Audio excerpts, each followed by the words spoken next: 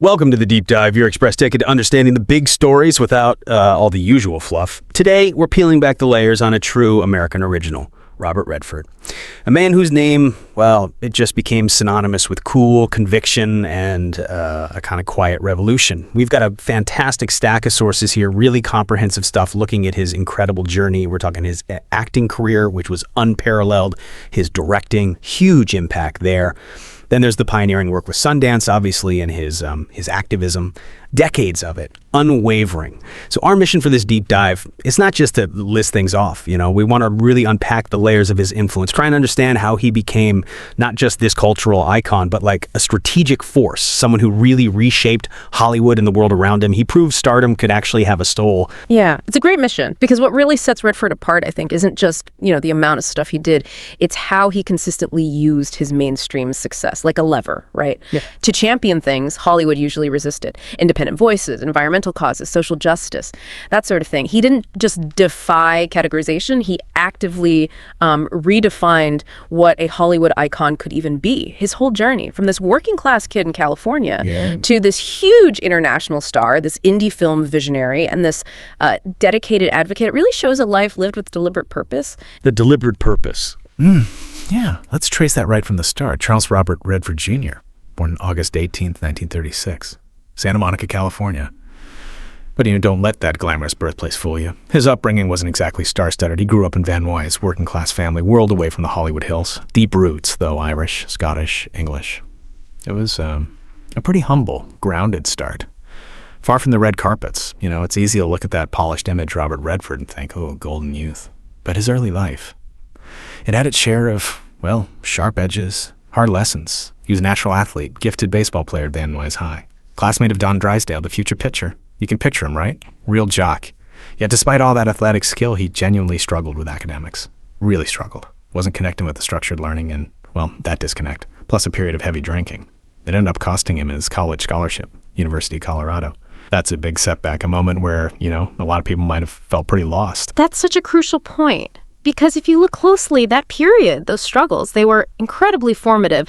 Losing the scholarship could have been, an end point. But for Redford, it became this dramatic redirection. Instead of just fading out, he chose this path of self-discovery, left the U.S., traveled across Europe, really immersed himself in art, culture, studied painting, Paris, Florence, the galleries, the atelier. This wasn't just a gap year. It was an artistic awakening. He wasn't just seeing the world. He was seeing how to capture it, interpret it.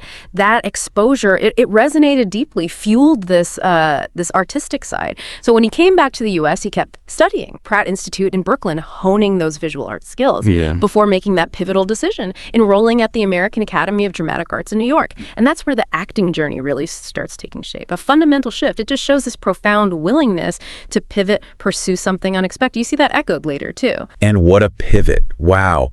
That shift to acting, it really paid off, didn't it? What do you think was the key turning point, moving him from just promising to prolific? Because his early acting career really did take off. First, TV roles, everything, right? Alfred Hitchcock Presents, Twilight Zone, and then that big leap to Broadway.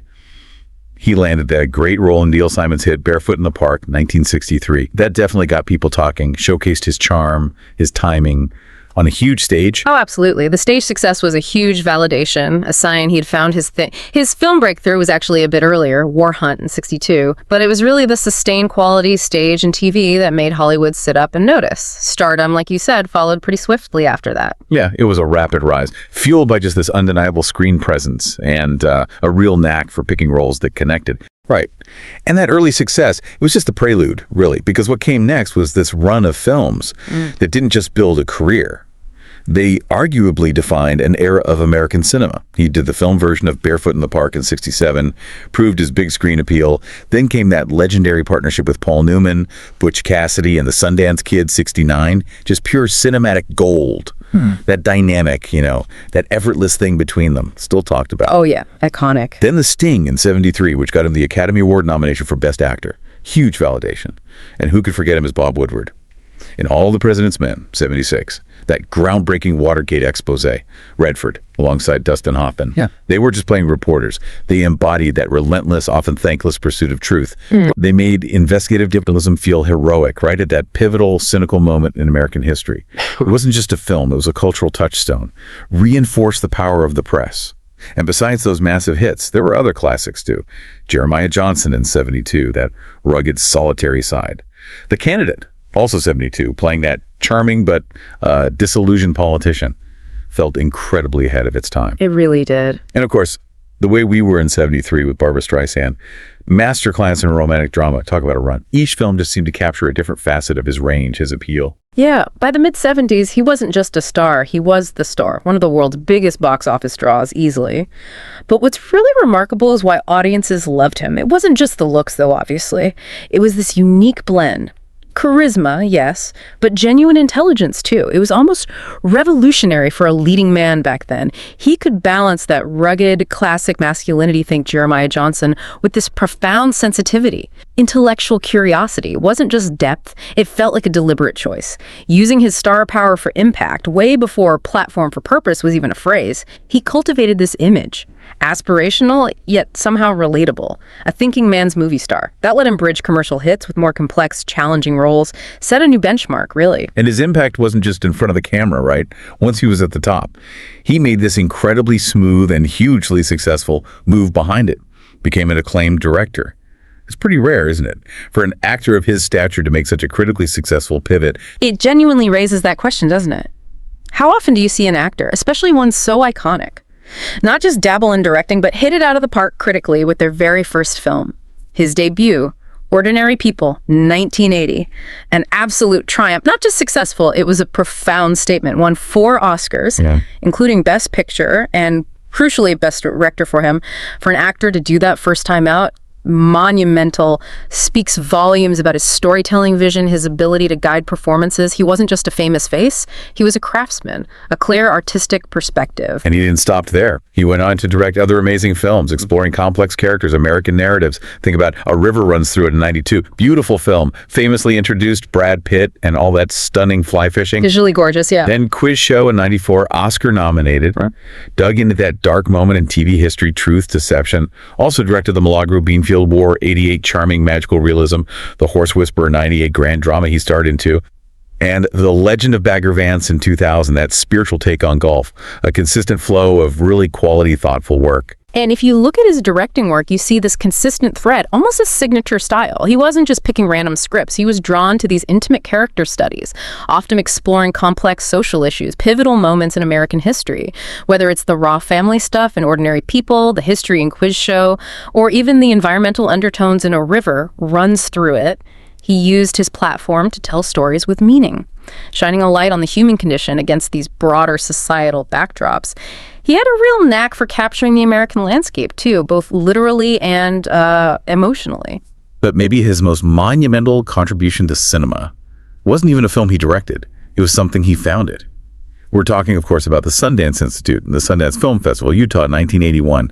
This wasn't just some nice idea. This was a game changer, born from frustration with Hollywood's blockbuster focus, right?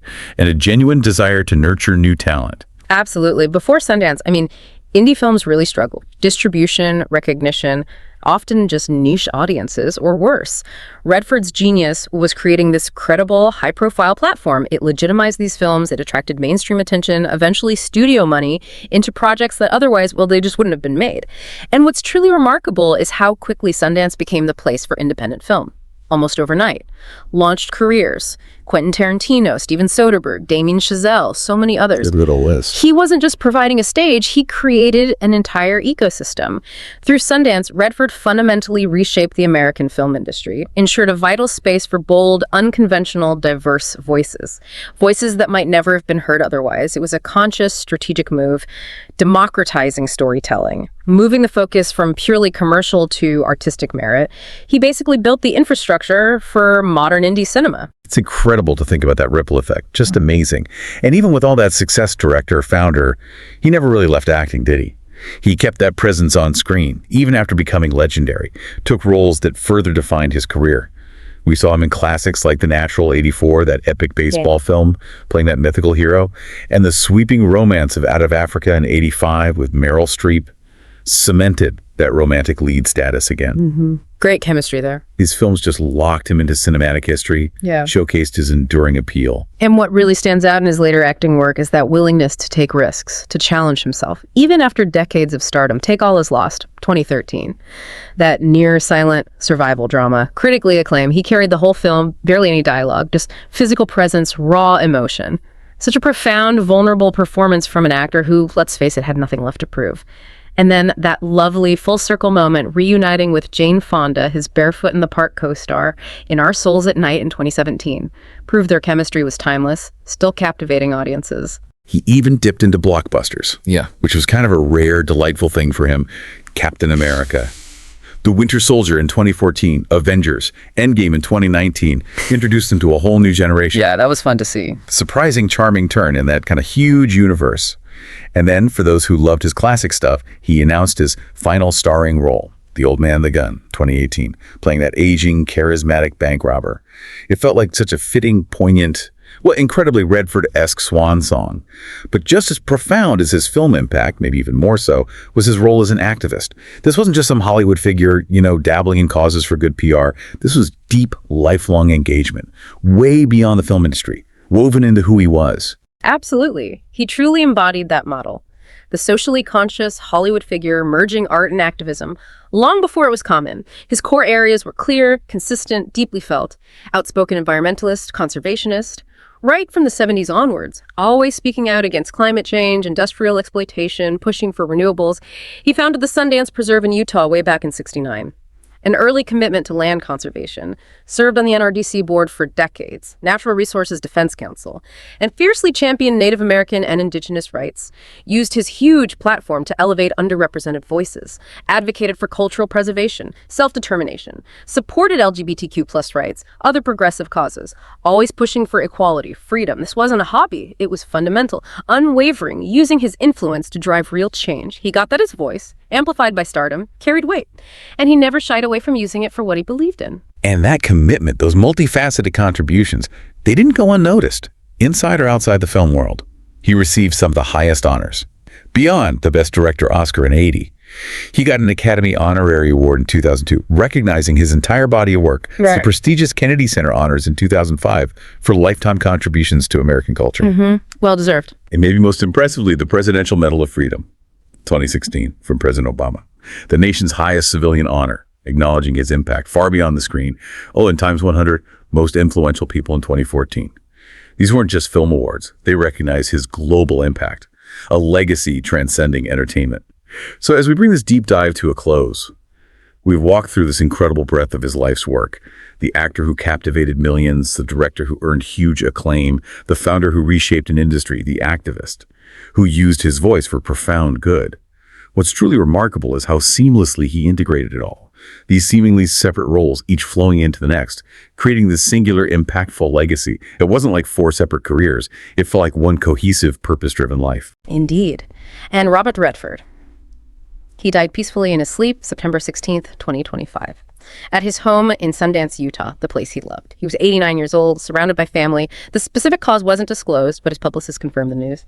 Marks the end of, an extraordinary era he leaves behind. Not just a legendary acting and directing career, countless iconic moments, but also this lasting, transformative legacy. Independent film, activism, it's going to continue to resonate for generations. He was a true pioneer, fundamentally reshaped Hollywood, proved that stardom and social responsibility, not mutually exclusive, they can be powerfully blended, create something far greater. He gave a voice to the voiceless, a platform to the overlooked, showed us all the immense power of conviction. It's a powerful question to chew on, isn't it?